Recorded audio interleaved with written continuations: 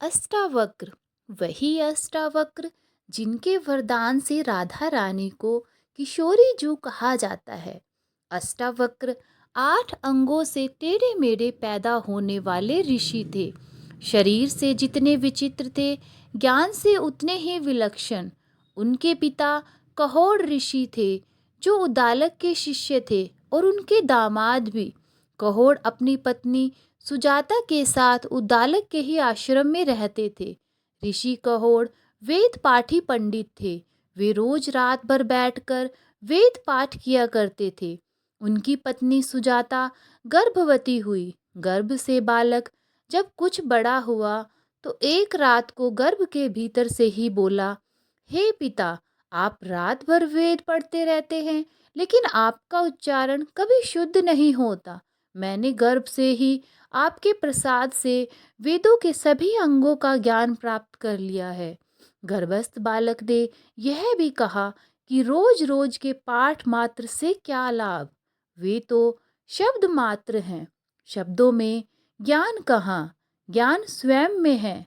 शब्दों में सत्य कहाँ, सत्य स्वयं में है। ऋषि कहोड़ के पास अन्य ऋषि भी बैठे थे। अजन्मे गर्भस्थ बालक की इस तरह की बात सुनकर उन्होंने अत्यंत अपमानित महसूस किया। बेटा अभी पैदा भी नहीं हुआ और इस तरह की बात कहे। वेद पंडित पिता का अहंकार चोट खा गया था। वे क्रोध से आग बबूला हो गए। क्रोध में पिता ने बेटे को अभिशाप दे दिया, हे बालक, तू गर्भ में रहकर ही मुझसे इस तरह का वक्र वार्तालाप कर रहे हो। मैं तुम्हें शाप देता हूँ कि तुम 8 स्थानों से वक्र होकर अपनी माता के गर्भ से उत्पन्न होगे। कुछ दिनों पश्चात बालक का जन्म हुआ। शाप के अनुसार 8 स्थानों पर से ही वक्र था। 8 जगह से कुबड़े, ऊंट की भांति इर्चे तिरछे, इसलिए उसका नाम अष्टावक्र पड़ा। अष्टावक्र के जन्म से पूर्व ही पिता ऋषि कहोड़ धन अर्जन की आवश्यकतावश राजा जनक के यहाँ गए, जहाँ शास्त्रार्थ का आयोजन था। 1000 गाय राजमहल के द्वार पर खड़ी की गई थी। उन गायों के सींगों पर सोना मढ़ दिया गया था। उनके गले में हीरे जवाहरात लटका दिए गए थे। शास्त्रार्थ की शर्त यह थी कि जो विजेता होगा वह इन गायों को हाँक ले जाएगा तथा विजेता हारने वाले का किसी भी तरह से वध कर सकेगा। शास्त्रार्थ राज्य के महापंडित वंदिन से करना होता था। कहते हैं शास्त्रार्थ में ऋषि कहोड़ हार गए, इसलिए विजेता पंडित वंदिन ने उन्हें पानी में डुबवाकर मरवा डाला। जब काफी दिनों तक ऋषि कहोड़ आश्रम में लौट कर नहीं आए तो उद्दालक ने उनकी खोज कराई। उनके शिष्य द्वारा ज्ञात हुआ कि कहोड़ को शास्त्रार्थ में पराजित होने के फलस्वरूप वंदिन ने मरवा डाला है। इस तथ्य को बालक अष्टावक्र से छुपाकर रखा गया था। बालक अष्टावक्र अपने नाना उद्दालक को ही अपना पिता जानता था। 12 वर्ष बीत गए। अष्टावक्र तो गर्भ में ही महान पंडित और ज्ञानी हो चुका था। इसके साथ ही उसने अपने नाना उद्दालक के आश्रम में 12 वर्ष तक और अध्ययन किया। तब तो वह ब्रह्म के समान मेधावी हो चुका था। तभी एक दिन अचानक उसने अपने पिता के बारे में वास्तविक तथ्य की जानकारी हुई। उसने अपनी माता से इस संबंध में पूछा। तब उसकी माँ ने सारा वृतांत कह सुनाया। बालक अष्टावक्र को बड़ा आघात लगा। उसने उसी समय माँ से कहा, माँ, मुझे आज्ञा दो, मैं अभी जाकर उस दुष्ट को पराजित करता हूँ, तब मैं अपने पिता का बदला अच्छी तरह से लूँगा। माँ ने बालक को बहुत मनाया कि यह उसके लिए घातक होगा। वह अभी बालक है, लेकिन अष्टावक्र नहीं माने। वह अपने मामा श्वेतकेतु को साथ लेकर राजा जनक के नगर की ओर चल पड़ा।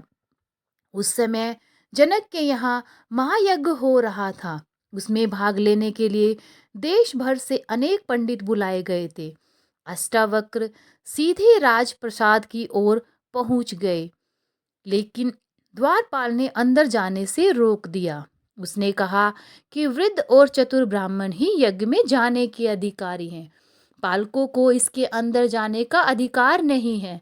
अष्टावक्र ने अनेक प्रकार से द्वारपाल से वाद विवाद किया। अंत में उन्होंने कहा, द्वारपाल, सिर के बाल सफेद होने से कोई मनुष्य वृद्ध नहीं हो जाता। जो व्यक्ति बालक होकर भी ज्ञानी है, उसे ही देवताओं ने महान कहा है। अगर ऋषियों के द्वारा स्थापित धर्म के अनुसार विचार करो तो अवस्था से, बाल पकने से, धन से या बंधुओं के अधिक होने से मनुष्य को कोई महत्व नहीं मिलता है। सांगोपांग वेद की जानने वाले विद्वान ही महत्व और वृद्ध हैं। हम तुम्हारे महापंडित वंदिन को देखने आए हैं। हम उस वंदिन को शास्त्रार्थ में परास्त करके विद्वानों को चकित कर देंगे। तब तुम्हें हमारी मेधा के बारे में मालूम होगा। तब कहीं द्वारपाल ने अष्टावक्र को अंदर जाने दिया। अष्टावक्र दरबार में भीतर चले गए। महापंडित भीतर इकट्ठे थे। पंडितों ने उसे देखा। उसका 8 भागों से टेढ़ा मेढ़ा शरीर। वह चलता तो भी लोगों को देखकर हंसी आ जाती। उनका चलना भी बड़ा हास्यास्पद था। सारी सभा अष्टावक्र को देखकर हंसने लगी। अष्टावक्र भी खिलखिलाकर हंसा। जनक को विचित्र लगा। उन्होंने पूछा, और सब हंसते हैं, यह तो मैं समझ गया कि क्यों हंसते हैं, परंतु बालक, तुम क्यों हंसे? 12 वर्ष के बालक अष्टावक्र ने कहा, मैं इसलिए हंस रहा हूँ कि चमड़े के पारखियों की सभा में सत्य का निर्णय हो रहा है। यह सभी सुनकर सन्न रह गए। सभा में सन्नाटा छा गया। महापंडितों की जमात तिलमिला उठी। सम्राट जनक ने धैर्यपूर्वक पूछा, दुष्ट बालक, तुम्हारा मतलब क्या है? अष्टावक्र जरा भी विचलित नहीं हुआ। उसने जवाब दिया, बड़ी सीधी सी बात है। इनको चमड़ी ही दिखाई पड़ती है, मैं नहीं दिखाई पड़ता। इनको आड़ा टेढ़ा मेरा शरीर दिखाई पड़ता है। ये चमड़े के पारखी हैं। राजन, मंदिर के टेढ़े होने से कहीं आकाश टेढ़ा होता है? घड़े के फूटे होने से कहीं आकाश फूटता है? आकाश तो निर्विकार है। मेरा शरीर टेढ़ा मेढ़ा है, लेकिन मैं तो नहीं। यह जो भीतर बसा है, इसकी तरफ देखो। बालक के मुख से ज्ञानपूर्ण उपहास सुनकर सभी पंडित हतप्रभ और लज्जित रह गए। उन्हें अपने अहंकार और मूर्खता पर अत्यंत पश्चाताप हुआ। अष्टावक्र ने राजा जनक से कहा, हे राजन, अब मैं आपके उस मेधावी राज पंडित से मिलना चाहता हूँ जो पंडितों के बीच में भय बना हुआ है। उसी से शास्त्रार्थ करने की इच्छा से मैं यहाँ आया हूँ। मैं अद्वैत ब्रह्मवाद के विषय में उससे वार्ता करूँगा। राजा जनक ने कई तरह से उसे विचलित करने के लिए डराया और समझाया। शास्त्रार्थ के विचार को त्याग देने के लिए कहा, लेकिन अष्टावक्र अड़िग रहा और स्वर कठोर करके कहा, हे राजन, बालक कहकर आप मुझे हीन क्यों कहते हैं? मेरा आग्रह है कि आप वंदिन को शास्त्रार्थ के लिए बुलाइए, फिर आप देखेंगे कि मैं उसको किस प्रकार परास्त करता हूँ। राजा को विश्वास होने लगा कि यह बालक असाधारण है। उन्होंने परीक्षा के लिए कुछ प्रश्न किए। जनक ने पूछा, हे ब्राह्मण पुत्र, जो मनुष्य 30 अंग वाले, 12 अंश वाले, 24 पर्व वाले, 360 आरे वाले पदार्थ के अर्थ को जानता है, वही सबसे बड़ा पंडित है। अष्टावक्र ने तुरंत उत्तर दिया, हे राजन, 24 पर्व, 6 नाभि, 12 पाधी और 360 आरे वाला वही शीघ्रगामी काल चक्र आपकी रक्षा करे। राजा जनक ने फिर कहा, जो 2 वस्तुएं अश्विन के समान संयुक्त और बाज पक्षी के समान टूट पड़ने वाली हैं, उनका देवताओं में से कौन देवता गर्भधान कराता है? वे वस्तुएं क्या उत्पन्न करती हैं? अष्टावक्र ने कहा, हे राजन, ऐसी अशुभ वस्तुओं की आप कल्पना भी ना करें। वायु उनका सारथी है, मेघ उनका जन्मदाता है, फिर भी वे मेघों को उत्पन्न करती हैं। राजा जनक ने पूछा, सोते समय आँख कौन नहीं मूंदता? जन्म लेकर कौन नहीं हिलता? हृदय किसके नहीं है और कौन सी वस्तुएं वेग के साथ बढ़ती हैं? अष्टावक्र ने कहा, मछली सोते समय अपनी आंख नहीं मूंदती, अंडा उत्पन्न होकर नहीं हिलता, पत्थर के हृदय नहीं, और नदी वेग से बढ़ती है। अष्टावक्र के वचनों को सुनकर राजा जनक प्रसन्न हो गए। उन्होंने ब्राह्मण बालक से हाथ जोड़कर कहा, हे ब्राह्मण पुत्र, आपकी जैसी अवस्था है वैसे आप बालक नहीं हैं। ज्ञान में आप निश्चित ही वृद्ध हैं। मुझे आपकी मेधा पर निश्चित ही विश्वास हो गया है। आप जाइए, इस मंडप के भीतर महापंडित वंदिन बैठे हैं, उनके सामने बैठकर शास्त्रार्थ प्रारंभ कीजिए। अष्टावक्र ने अंदर पहुंचकर वंदिन को शास्त्रार्थ के लिए ललकारा। वंदिन देखकर चौंक पड़ा, बिना उत्तर दिए उसकी नादानी पर हंसा। अष्टावक्र ने कहा, हे महाअभिमानी पंडित वंदिन, कायरों की भांति चुप क्यों बैठे हैं? आओ मेरे सामने शास्त्रार्थ करो। वंदिन ने अपमानपूर्ण वाणी सुनकर आवेश में प्रश्न प्रारंभ किए। उसने कहा, एक अग्नि कई प्रकार से प्रज्वलित होती है। सूर्य एक होकर भी संपूर्ण जगत को प्रकाशित करता है। एक वीर इंद्र सब शत्रुओं का नाश करता है और यमराज सब पितरों के स्वामी हैं। अष्टावक्र ने कहा, इंद्र और अग्नि दोनों सखा के रूप में साथ साथ विचरते हैं। नारद और पर्वत दोनों देवर्षि हैं। अश्विन कुमार दो हैं। रथ के पहिए दो होते हैं और विधाता के विधान के अनुसार स्त्री और पति दो व्यक्ति होते हैं। फिर वंदिन बोला, कर्म से तीन प्रकार के जन्म होते हैं। तीन वेद मिलकर वाजपेय यज्ञ को संपन्न करते हैं। अवयु गुण तीन प्रकार के स्नानों की विधि बताते हैं। लोक तीन प्रकार के हैं और ज्योति के भी तीन भेद कहे गए हैं। अष्टावक्र ने उत्तर दिया, ब्राह्मणों के आश्रम चार प्रकार के हैं। चार वर्ण यज्ञ को संपन्न करते हैं। दिशाएं चार हैं। वर्ण चार प्रकार के हैं और गाय के चार पैर होते हैं। तभी वंदिन ने कहा, अग्नि पांच हैं। पंक्ति द्वंद्व में पांच वर्ण होते हैं। यज्ञ पांच प्रकार के हैं। वेद में चैतन्य प्रमाण विकल्प विपर्यय निद्र और स्मृति ये पांच प्रकार की वृत्तियां कही गई हैं और पंचनद देश सर्वत्र पवित्र कहा गया है। फिर अष्टावक्र ने कहा, अगण्य दान की दक्षिणा में 6 गोदान की विधि है। ऋत्विय 6 हैं, इंद्रिय 6 हैं और सारे वेद में 6 सादसक यज्ञ की विधि का वर्णन है। वंदिन बोला, ग्राम्य पशु 7 प्रकार के होते हैं। वन के पशु भी 7 प्रकार के होते हैं। 7 छंदों से एक यज्ञ संपन्न होता है। ऋषि 7 हैं, पूजनीय 7 हैं और वीणा का नाम सप्ततंत्री है। अष्टावक्र ने कहा, 8 गोपों का एक शतमान होता है। सिंह को मारने वाले शरभ के 8 पैर होते हैं। देवताओं में 8 वसु हैं और सभी यज्ञों में 8 पहर का यूप होता है। वंदिन बोला, इंद्रियों के विषय में 11 प्रकार के होते हैं। 11 विषय ही जीव रूपी पशु के बंधन स्तंभ हैं। प्राणियों के विकार 11 प्रकार के हैं और रुद्र 11 प्रसिद्ध हैं। अष्टावक्र ने उत्तर दिया, वर्ष 12 महीने में पूर्ण होता है। जगती द्वंद के 12 अक्षर होते हैं।